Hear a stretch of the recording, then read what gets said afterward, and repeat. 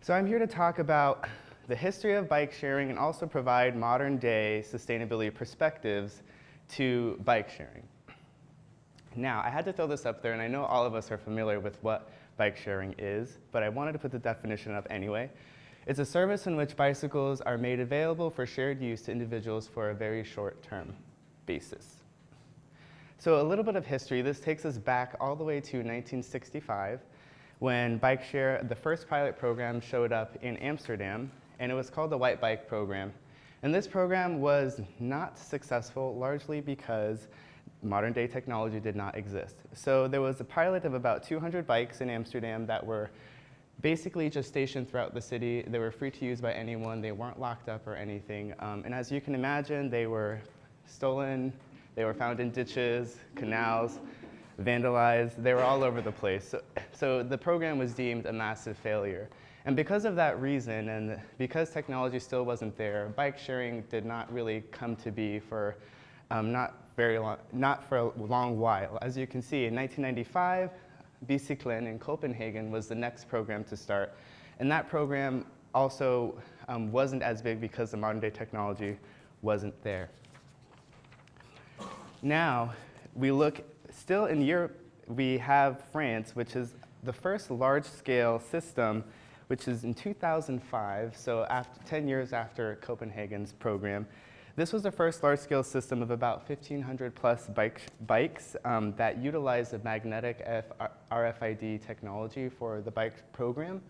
And I stole this advertisement here because I thought it was interesting. Instead of trying to pronounce what that says, I just translated it to English. And it says, "We all have a share in history. Participate in casting and tell your vélo vie adventures." So they're looking for people to share their stories and their experiences that they've had with the bike sharing program in Lyon, France.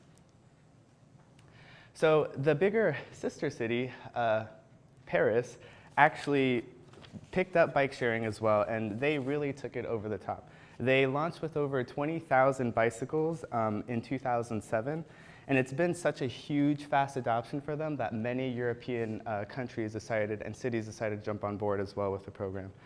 Velib is the name of their bike sharing program, which is a huge mode of transit for people that live within the city. Now, it sparked global interest, and it really started to skyrocket all over the world. In Buenos Aires, they were the first city to incorporate a bike share program in South America. And this is in 2010 when we start seeing all of these pop up all over the country.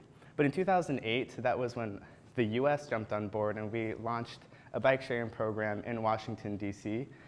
And in DC, it was a pilot program of 120 bicycles, but in 2010, it was replaced by a larger program called Capital Bike Share. China jumped on board, and that's really what made global bikes skyrocket. So since 1995, we had the 200 pilot program, but 2010, you just see that huge shift. And in 2013, the globe reached 700,000 bikes, and in 2015, the world celebrated 1 million bike-sharing bikes. And that is largely because of technology availability.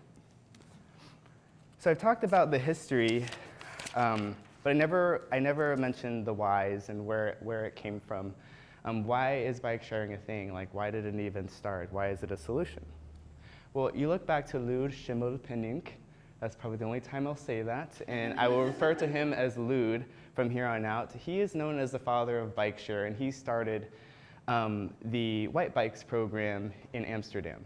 And his intent, and those are his actual words, is to curb growing consumer culture and to improve upon public transport. Now, this is in 1965. That's what he was aiming to do with the bike share program.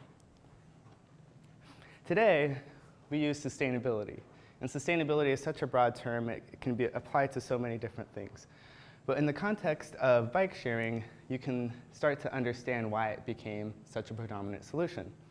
So 1980s was a big time for sustainability.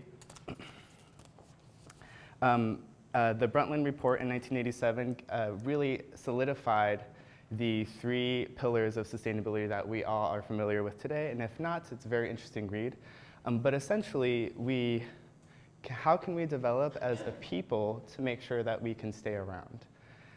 Specifically from the report, the quote is, "Sustainability is development which meets the needs of current generations without compromising the ability of future generations to meet their own needs." So we could take bike sharing and go up, start at the very top. And how can we as a people develop to make sure we stay around? And it's not necessarily just as us as a people. This can be scaled to business, communities, organizations. So to help understand and illustrate this, I wanted to go back 1965, this perspective was probably around the Industrial Revolution timeframe. So this is how things were perceived. Economy was sort of this vast, indefinite space that can grow forever. And within it lives society. And then within society was the environment. So this was kind of the perspective that existed within those timeframes about how the world operated, how we as people connected with the economy and the environment. With this system, it's rather dangerous because, as you can see, society and environment feed the economy.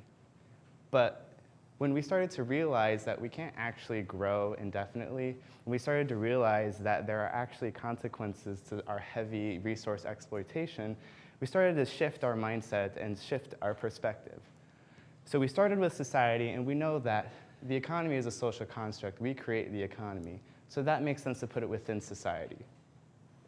And then the environment is actually what limits us. So the environment is the limiting factor of the growth of people and the economy. And it is this perspective that really started driving sustainability in how businesses, people, and organizations started to operate. So taking it back to bike sharing, how can we understand bike sharing as a solution to sustainability?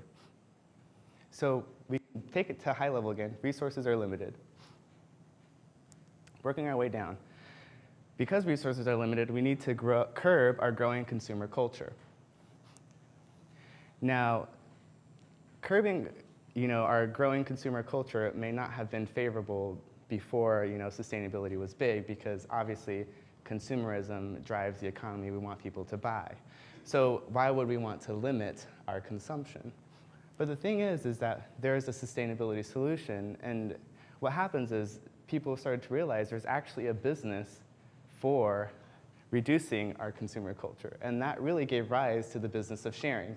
So there are business opportunities by sharing infrastructure, by sharing and reusing things, and you can see that with the rise of the sharing economy, which is what we use today, and which is an industry term in sustainability to describe the type of economic system we want to shift to.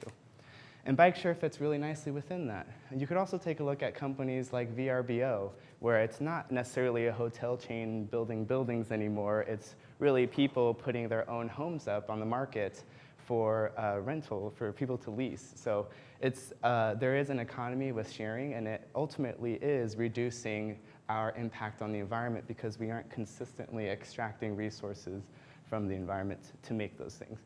So taking a look at the benefits of bike sharing, simple Venn diagram of the 3 pillars, we could place them on this. They all really are linked together. I just put them the best I thought fit.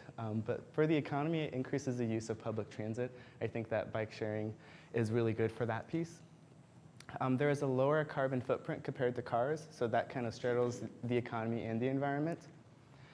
And it's a non-emitting transport option. And between society and the environment, which describes how bearable something is, it reduces local congestion, which has impacts on the health of people and also impacts on the environment and local air quality. It improves the health of people. And it also, between society and the economy, solves that last mile issue where you're dealing with how to connect people from a transportation hub to their final destination. And in the center of sustainability, bike sharing can be a function of a happy city. So where is the future of bike sharing going? Studies and pilots will begin to shape future programs and developments. Minneapolis is the bike city in the US, so they are constantly doing awesome things that we look to check out. And they had a pilot program where they gave bikes to their community leaders in the city And they saw that and residents saw that community leaders were using the bike share program and the bikes.